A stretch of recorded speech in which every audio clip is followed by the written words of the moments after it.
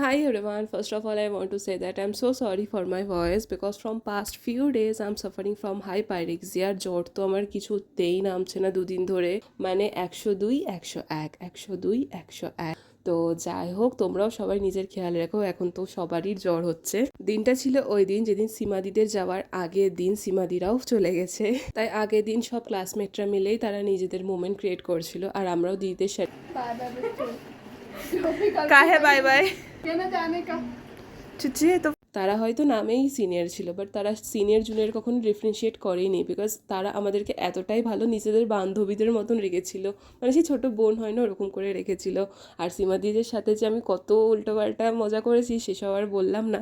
তো যাই হোক তারপর সীমাদি পরের দিন চলে গেছিলো আর এখানে আমাদের স্পোর্টস পিরিয়ড ছিল বলে আমরা এখানে বাইরে বসেছিলাম খেলাধুলা তো কিচ্ছু করি না ওই বসে বসে আড্ডা মারি স্পোর্টস মানেই আমাদের ওই আড্ডা তো আজকের মতন এতটাই তোমাদের ভিডিওটা কেমন লেগেছে আমাকে অবশ্যই জানি